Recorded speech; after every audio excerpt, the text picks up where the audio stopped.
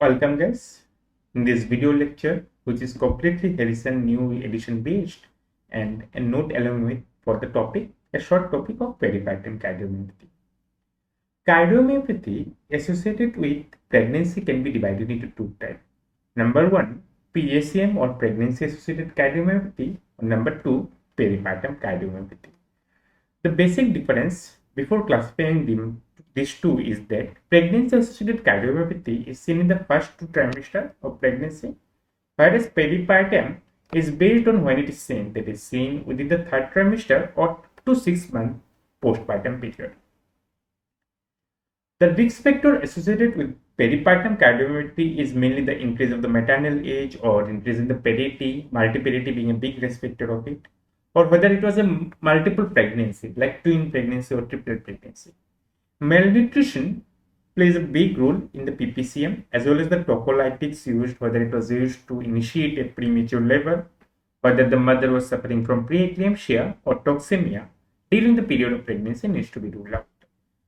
Primarily, the pathogenesis that has been described with this is about the anti-angiogenic effect, that is the decrease in angiogenic reserve. Mainly, how does it occur? That is the question. It occurs through VEGF like inhibitors such as SFL1. What does soluble fibrin like SFLT1 causes? FLT1 actually causes, it has an anti-angiogenic signaling property that results in decrease in angiogenic reserve. The same SFLT1 molecule has been associated with the pathogenesis of pregnancy-induced hypertension. This is the number one pathogenesis that is proposed. Number two is abnormal prolactin cleaving, and number three is bromocaptin induced. Now, there is also one hypothesis mechanism behind how this peripartum cardiomyopathy happens. This is hypothesized because the real reason behind it is yet not found. Like what has been seen in the myocardial biopsy of the peripartum cardiomyopathy patient is that those tissues of the cardiac muscles are very much lymphocyte predominant. So two things can be hypothesized from this only point. If it was neutrophil predominant, we can say the cause was bacterial infection or sepsis.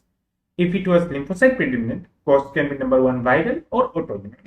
So it is hypothesized that there is increased susceptibility of cardiac muscle during peripartum period to viral myocarditis or autoimmune myocarditis.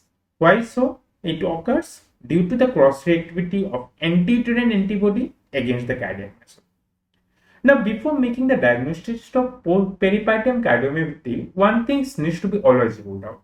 That is, always ask the patient whether they had any pre-existing cardiac condition or not.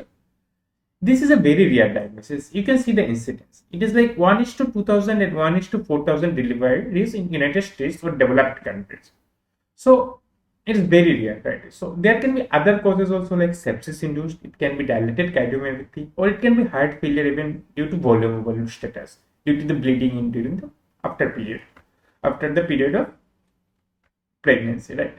All of this can contribute to cardiomyopathy. Apart from peripartum, all of these things needs to be ruled out. Thank you.